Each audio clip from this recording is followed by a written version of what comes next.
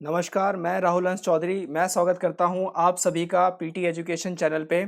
तो आज हमारा है पॉलिटिका लेक्चर नंबर 6 और आज जिस विषय पर हम बात करेंगे वो है न्यू एजुकेशन पॉलिसी 2020। ये पॉलिसी बहुत ही इंपॉर्टेंट है, बहुत ही हॉट इशू है अभी भी और आने वाले समय में भी। तो इसको ध्यान से पढ़ना हमें होगा। इस पॉलिसी में क्या प्लसेस हैं, क्या माइनसेस हैं, आज हम इस सब पे अच्छे से बात करेंगे। इसका पूरा हम एनालिसिस करेंगे। आपके लिए ये पॉलिसी बेहद बेहद बेहद इंपॉर्टेंट है from the perspective of exam. ठीक है, तो हम सबसे पहले आज का काम स्टार्ट करते हैं पूरे जोश के साथ। एक बार बोलिए, करके दिखाएंगे। और आते के साथ ही सबसे पहले लाइक करें, वीडियो को शेयर करें, दोस्तों को भी बताएं कि भाई न्यू एजुकेशन पॉलिसी अगर सिखाई जा रही है बढ़िया तरीके से तो वो है पीटी एजुकेशन पर। Let's our work for today. इससे पहले हम अपना काम शुरू करें, हम देखते हैं कि अभी तक आपने मेरे साथ क्या पढ़ा है। अभी तक हमने 5 सेशन आपने मेरे साथ किए हैं। पहला इंडियन सिटीजनशिप, भारतीय नागरिकता, STG India index 2019, preamble of India, Bharat की उद्देशिका, सिटीजनशिप अमेंडमेंट एक्ट 2019 और मौलिक अधिकार लेक्चर 1, फंडामेंटल राइट्स लेक्चर 1। ये अभी तक आपने मेरे साथ किया है। इस प्लेलिस्ट को हम और बेहतरीन करते चलेंगे समय के साथ साथ फॉर यू गाइज। मेरा मोटिवेशन सिर्फ और सिर्फ आप ही लोग हैं। So please like the video as much as you can and share the video as much as you can. दोबारा लाइक मत कर देना वरना अनलाइक हो जाता है वो। ठीक है, नेक्स्ट अगर हम बात करें तो सबसे पहले इवोल्यूशन पे कि इवोल्यूशन क्या है एनईपी का। सबसे पहले जो जरूरत पड़ी थी न्यू एजुकेशन पॉलिसी की, 1964 में इसकी जरूरत पड़ी थी। एक कांग्रेस के एमपी थे सिद्धेश्वर प्रसाद, उन्होंने गवर्नमेंट की खूब धज्जियां उड़ाई थी कि आपके पास शिक्षा को लेके ना तो कोई फिलॉसफी है ना कोई विजन है। तो इसको देखते हुए उस वक्त की सरकार ने एक कमीशन का गठन किया, वो था कोठारी कमीशन। नाम याद रखिएगा आप, एग्जाम के पॉइंट ऑफ व्यू से बहुत ही ज्यादा इंपॉर्टेंट है। Here it is, Kothari commission. तो डीएस कोठारी जो थे वो यूजीसी के चेयरमैन थे उस वक्त, एट दैट टाइम। तो उन्होंने जो अपनी कमिटी बनाई तो उसमें 2 साल का समय लिया, 1964 से 66 तक, और फाइनली 1968 में इंदिरा गांधी की गवर्नमेंट में ये पॉलिसी इंप्लीमेंट हो गई, द फर्स्ट पॉलिसी। उसके बाद रोड अहेड सेकंड पॉलिसी हमारी आई राजीव गांधी की सरकार में। डेट्स आप याद रखिएगा, एग्जाम में कुछ भी पूछा जा सकता है। और राजीव गांधी की सरकार के बाद 1986 के बाद 34 साल लग गए अगली पॉलिसी आने में। Here it is 2020। कुछ नरसिम्हा राव जी के टाइम में भी कुछ मॉडिफिकेशन किया गया था पॉलिसी में, वो इसी को लेके मॉडिफाई किया गया था। But finally a fresh new education policy now comes out in 2020। ये है वो पॉलिसी, इसका ये ओवरव्यू है। ये मैं मिंट अखबार से ये इन्फोग्राफिक आपके लिए लाया हूं। ये 3-4 पहलुओं पे ही बात कर रहा है बेसिकली। पहला है ये breaking the wall between arts, science and commerce. मतलब बेसिकली सरकार कहना चाह रही है हमारे सभी साइंस, आर्ट्स और कॉमर्स के बच्चों से कि हम साथ साथ हैं, राइट। तो उसके बाद ये एक बहुत अच्छी पहल है। उसके बाद हायर एजुकेशन पे भी कुछ काम किए गए हैं। Multiple entry and exit option दिए हैं सरकार ने, इसको देखेंगे क्या है अभी। उसके बाद अभी जो स्कूल एजुकेशन में ये पॉलिसी काफी प्रॉमिसिंग लग रही है, ऐसा मोस्ट ऑफ द एक्सपर्ट्स का मानना है। इसमें जो सबसे बड़ी बात यह है कि अभी अभी जो फिलहाल हम फॉलो कर रहे हैं दैट इज अवर 10+2 मॉडल। बाद में इस पॉलिसी के तहत इस 10+2 मॉडल को चेंज करके किया गया है 5+3+3, 5+3+3+4। तो क्या है ये 5+3+3+4? सो अगर 5 की बात करें तो 3 to 8 ये 5 है फाउंडेशनल स्टेज, जिसमें से 3 to 5 जो है वो प्री स्कूल लर्निंग है, स्कूल से पहले की लर्निंग है, 3 to 5 ईयर्स। तो 3 to 8 जो है वो फाउंडेशन स्टेज है कि जो बच्चा है, जो स्टूडेंट है, उसका बेस मजबूत किया जाए, उसको एक थिंकिंग एबिलिटी दी जाए। क्योंकि ऐसा रिसर्चर्स का भी मानना है, काफ़ी सारे साइंटिस्टों का भी मानना है कि सबसे ज़्यादा जो इनोवेशन हमारे लाइफ में होता है वो इसी एज के बीच में होता है। सबसे ज़्यादा इनोवेटिव हम इसी में ही होते हैं। उसके बाद आता है फिर आपका 8 to 12, that is preparatory school years, 3 साल का। उसके बाद 11 to 14 middle school years for 3 years, फिर 14 to 18 secondary education 4 years, right. तो 10+2 मॉडल से हटके हम अब आ रहे हैं 5+3+3+4 मॉडल पे। साथ ही साथ ये बात कर रहा है कि आप यूजीसी और एआईसीटीई को डिसमेंटल करें।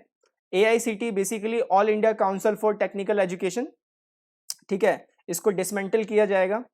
इसके साथ ही 4 ईयर का multi disciplinary undergraduate program with multiple exit options ये लागू किया जाएगा। देखेंगे इसको आगे हम वीडियो में। साथ ही साथ एमफिल जैसे प्रोग्रामों को डिसकंटिन्यू किया जाएगा, बिकॉज मास्टर्स के बाद पीएचडी में जाने के लिए पीएचडी में जाने के लिए एमफिल करना पड़ता है। तो it is a some kind of a midway research work. Direct PhD program हमारे पास नहीं है, वो यूरोप के काफी देशों में लागू हैं। तो इसको ध्यान में रखते हुए पॉलिसी मेकर्स ने सोचा है कि एमफिल को हटाया जाए और जो डायरेक्ट पीएचडी प्रोग्राम दी जाए, और जो रिसर्च की जो एबिलिटीज कैपेबिलिटीज जो थिंकिंग चाहिए वो हम उनके शुरुआती दौर में ही उनको प्रोवाइड कर देंगे। मतलब इन 4 year of multi disciplinary program में ही हम उनको रिसर्च वर्क की नॉलेज प्रोवाइड करवा देंगे। स्कूल एजुकेशन पॉलिसीज पे इन्होंने फोकस किया है इजियर बोर्ड एग्जाम्स पे। बेसिकली जो पहले का सिस्टम था रोट लर्निंग सिस्टम और मार्क्स बेस्ड सिस्टम, उसको अब कम वैल्यू दी गई है, कम उसको प्राथमिकता दी जाएगी, रेदर देन कि आपकी क्रिटिकल थिंकिंग और एक्सपीरियंस लर्निंग कैसी है। जिसमें गवर्नमेंट ने ऐड किया है कि 6th ऑनवर्ड्स, छठी क्लास के बाद से ही आप वोकेशनल ट्रेनिंग और साथ ही साथ आप इंटर्नशिप जैसी चीज़ों के लिए एलिजिबल हो जाएंगे। बहुत ही कम एज में आप ये करना शुरू करेंगे। इसके बाद क्लास 5 तक मदर टंग और रीजनल लैंग्वेज को प्रमोट किया गया है। ये गवर्नमेंट में इस पॉइंट को लेके काफ़ी ज़्यादा मतलब मतभेद हैं लोगों में, एक्सपर्ट्स में काफ़ी ज़्यादा हैं, क्योंकि स्टेट एजुकेशन जो है वो स्टेट सब्जेक्ट नहीं है, ना ही वो यूनियन लिस्ट में आता है, तो स्टेट आता है कंकरेंट लिस्ट में। तो गवर्नमेंट ने ये इसमें साथ साथ ये भी बोला है कि ये वही इंप्लीमेंट करेंगे जहां पे wherever it is possible. एक पर्सपेक्टिव ये भी है कि अगर आपको ग्लोबल इकोनॉमी में जुड़े रहना है तो आपके लिए इंग्लिश की एजुकेशन ज़रूरी है, और जो कई हद तक सही भी है, क्योंकि आने वाले टाइम में अगर हमें ग्लोबल इकोनॉमी से खुद को कनेक्ट करना है, बहुत सारे technologies, upcoming technologies like AI, machine learning, इन जैसी चीज़ों से हमें खुद को कनेक्ट करना है, तो हमें इंग्लिश को छोड़ना नहीं होगा। ठीक है, थोड़ा तकलीफ हो रही है मुझे बोलने में, लेकिन फिर भी इंग्लिश मैंडेटरी तो थोड़ा बहुत रहना चाहिए। हाँ, साथ ही साथ आप अपने लैंग्वेजेस में एक्सेल कर सकते हैं, तो ये भी एक अच्छी पहल है गवर्नमेंट की। देखेंगे कि ये कितना सही है कितना गलत है, बट गवर्नमेंट ने इस पर क्लियर किया है कि ये पूरी तरीके से कंपलसरी नहीं है, मैंडेटरी नहीं है, ये वहीं इंप्लीमेंट होगा wherever it is possible, जहाँ पे ये पॉसिबल हो। नाउ अब हमारा एस्पिरेंट है, फिर से कुछ सोच रहा है, देखते हैं क्या सोच रहा है, इसके प्रॉब्लम को हम हल करेंगे। तो इसका कहना है, ये पूछ रहा है हमसे कि how these reforms will be implemented, कैसे होंगे ये सब। तो ये रहा कैसे होंगे। तो गवर्नमेंट क्या कर रही है कि जो पूरा प्लान है वो मल्टीपल बॉडीज में डिवाइड किया गया है, क्योंकि कोई इसे कर नहीं सकता। Pan India level new education policy है, उसको इम्प्लीमेंट करने के लिए कोई सिंगल बॉडी काम कर भी नहीं सकती। तो अच्छा कदम है एक। तो इसे MHRD, NCERT, state educational departments, central advisory board education और NTA means national testing agency, बिल्कुल वही, बिल्कुल राइट, वो जेई मेंस वाले वही है। ठीक है, तो इनके थ्रू ये पूरी पॉलिसी इंप्लीमेंट होगी। ये सारी उनकी मल्टीपल बॉडीज हैं पॉलिसी इंप्लीमेंट करने के लिए। दूसरा बोला जा रहा है कि इसका जो फंडिंग है वो एक क्रूशियल पैरामीटर है कि इस पॉलिसी को आप ले तो आए, इसकी फंडिंग कैसे करोगे, क्योंकि गवर्नमेंट ने ये बोल दिया है अपनी इस पॉलिसी डॉक्यूमेंट में कि हम we are going to spend 6% of the GDP, हम 6% अपनी GDP का इसका खर्च करेंगे। अब मजे की बात यह है कि आपका टैक्स टू GDP रेशियो देखा जाए, आपका एक्सचेकर अगर देखा जाए उस पर कितना बर्डन है, आपका करंट अकाउंट डेफिसिट अगर देखा जाए, और साथ ही साथ पेंडेमिक को भी देखा जाए जिसने इकोनॉमी को और गिरा दिया है, तो उसको लेके फंडिंग एक बहुत ही बड़ा क्रूशियल पैरामीटर माना जा रहा है कि इस पॉलिसी को इंप्लीमेंट आखिर सरकार करेगी तो करेगी कैसे। फाइनली 2040 तक टाइम लगेगा पूरा पॉलिसी इंप्लीमेंट होने में, एंटायर पॉलिसी और पूरा मतलब एक पूरा मैकेनिज्म सही से रन होने में 2040, मतलब अभी से 20 साल तक का समय लगेगा इतना आसान नहीं है इन कामों को करना। उसके बाद ईयर ऑन ईयर बेसिस पे कमिटीज़ बनाई जाएगी जो रिव्यू करेगी कि कितना प्रोग्रेस हुआ है, कितना नहीं हुआ है, राइट। हायर एजुकेशन पे बात करते हैं। हायर एजुकेशन में बोला गया है कि 4 ईयर का मल्टी डिसिप्लिनरी आइडिया प्रपोज किया गया है, जिसमें मल्टीपल एग्जिट ऑप्शंस होंगे। मतलब यह है, आपने 12वीं पास की, आप कॉलेज में गए, ठीक है।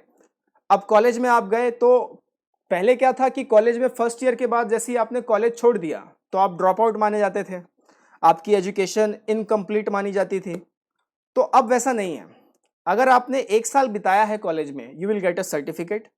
अगर आपने 2 साल बिताया है, you will get a diploma. और अगर आपने 3 साल बिताया है तो you will get a bachelor degree. तो चौथे साल में क्या मिलेगा फिर? तो चौथे साल में ये मिलेगा आपको degree plus research work for a deeper knowledge in a particular subject. इसी वजह से एमफिल को हटा दिया गया है कि जो रिसर्च वर्क की जो कैपेबिलिटीज है गवर्नमेंट वो यहीं से इंप्लीमेंट करना चाह रही है कि 4 ईयर अगर आपने कंप्लीट किया है, you will get a degree plus a research work. आप किसी भी फील्ड में, किसी भी पर्टिकुलर सब्जेक्ट में अपना मेजर कर सकते हैं, माइनर कर सकते हैं, थीसिस वगैरह जो भी है, वो पूरी नॉलेज आपको इस पॉलिसी के तहत मिलेगी। इसका जो नेगेटिव पॉइंट है, इसका नेगेटिव पॉइंट कई एक्सपर्ट्स का ये कहना है, कई एजुकेशनिस्ट का ये कहना है, इसका नेगेटिव पॉइंट यह है कि सरकार ने ये क्लैरिफाई नहीं किया है कि ये जो सारा 1 ईयर, 2 ईयर, 3 ईयर, 4 ईयर है, ये सिंगल इंस्टीट्यूट काम करेगी या इसमें मल्टीपल इंस्टीट्यूट इसकी सुपरविजन करेगी। मीन्स ये है कि आप 1 ईयर कहीं और पढ़ रहे हैं, 2 ईयर कहीं और पढ़ रहे हैं, थर्ड ईयर कहीं और पढ़ रहे हैं, 4th ईयर कहीं और पढ़ रहे हैं, या फिर अगर आप 4th ईयर चारों ही ईयर अगर आप सेम इंस्टीट्यूट में पढ़ रहे हैं तो इससे क्या होगा, ये एक डिजास्टर क्रिएट करेगा। क्यों? क्योंकि उससे उस इंस्टीट्यूट की एक ब्रांड वैल्यू भी गिरेगी। सपोज कि कोई स्टूडेंट आया, 100 बच्चों का एक लॉट आया, प्रोग्राम में एनरोल किया और 20 बच्चे फर्स्ट ईयर से ही सर्टिफिकेट लेके निकल गए, तो 80 बच्चों का लॉट बचा और 4th ईयर तक आते आते आपके पास 20 ही स्टूडेंट्स बचे। तो कहीं ना कहीं ये गलत इंडिकेशन जाएगा गवर्नमेंट की ब्रांड वैल्यू, उनकी जो लर्निंग कैपेबिलिटीज हैं जो सिखा रहे हैं बच्चों को, इसको लेके कहीं ना कहीं एक नेगेटिव पॉइंट जाएगा लोगों में कि शायद इंस्टीट्यूट अच्छा ना हो। और दूसरी बात यह है कि बहुत सारे इंस्टीट्यूट बहुत सारी चीज़ों में एक्सपर्टीज उनकी रहती है, तो इसको भी गवर्नमेंट कैसे करेगी, इसको लेके गवर्नमेंट ने कुछ क्लैरिफाई नहीं किया है। तो देखेंगे इस पे कि कैसे कैसे इस पे आएगा पूरा रिपोर्ट। अभी तो ये रिपोर्ट भी बिल्कुल ऐसे ही वेबसाइट पर डाल दी गई है, अभी तक इस पे कोई बहस भी नहीं हुई है, ना पार्लियामेंट्री इस पे कोई डिस्कशन हुआ है, ना ही हमारे एमएचआरडी मिनिस्टर हैं, उन्होंने इसको लेके कुछ प्रेस कॉन्फ्रेंस की है अभी तक। तो देखेंगे इस पे आने वाले टाइम पे। तो आपके लिए आज का पहला सवाल, आप मुझे ये बताएंगे हमारे एमएचआरडी है कौन? एमएचआरडी मिनिस्टर हमारे कौन है? उनका नाम आप मुझे कमेंट थ्रेड में लिख के बताइए, ठीक है। नेक्स्ट नेक्स्ट सवाल आपके लिए एक और, ये जो 2 सज्जन व्यक्ति हैं ये हैं कौन? इनके नाम आप मुझे बताइए। प्लीज आइडेंटिफाई देम कि ये कौन है ये लोग, ठीक है। तो अब देखते हैं कि गवर्नमेंट क्यों ये सब लेके आ रही है, उनका की आइडिया क्या है इसके पीछे।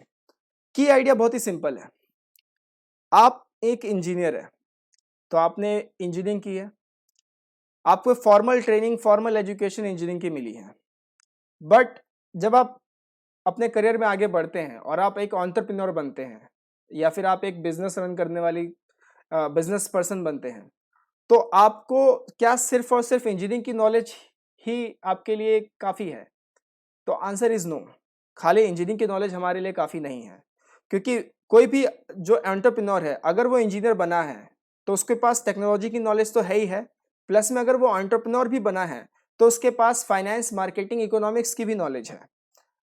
अब इसमें क्या है कि जो इंजीनियरिंग की नॉलेज है वो उसकी फॉर्मल नॉलेज है, और जो ये नॉलेज उसने फाइनेंस, मार्केटिंग, इकोनॉमिक्स की नॉलेज जो हासिल की है, that is experience based knowledge. तो गवर्नमेंट इस पे इम्फेसाइज करना चाह रही है कि हम क्यों ना अपनी एजुकेशन को ही एक एक्सपीरियंस बेस्ड एजुकेशन में ट्रांसफॉर्म करें, ना कि रोट लर्निंग बेस्ड एजुकेशन में, ठीक है। तो ये गवर्नमेंट का एक बहुत ही अच्छा मूव है। जैसे एग्जांपल के लिए और हम समझते हैं कि अगर कोई सिविल इंजीनियर है तो उसको ये तो मालूम है कि डैम कैसे बनाना है या ब्रिज कैसे बनाना है या सड़क कैसे बनानी है, लेकिन साथ ही साथ उसको ये भी मालूम होना चाहिए कि इससे एनवायरमेंटल और सोशल इम्पैक्ट क्या पड़ेगा। तो इसके लिए भी कुछ चीज़ें हैं और बहुत सारे आपने MIT सुना होगा, आपने बहुत सा ऑक्सफोर्ड आपने सुना होगा, इन सब में भी ह्यूमैनिटीज़ के अलग-अलग डिपार्टमेंट्स हैं। तो इसको देखते हुए बहुत ही अच्छा कदम है अभी फ़िलहाल के लिए, राइट? तो ये कुछ इन्फोग्राफिक्स है, अखबारों से निकाल के लिए आपके लिए लेके आया हूँ। इसको आप पढ़िएगा, वीडियो को पॉज़ करके आराम से। नोट्स भी अगर हो सके तो बना लीजिए, बहुत अच्छा रहेगा आपके लिए। तो जैसे इस अगर हम पर्टिकुलरली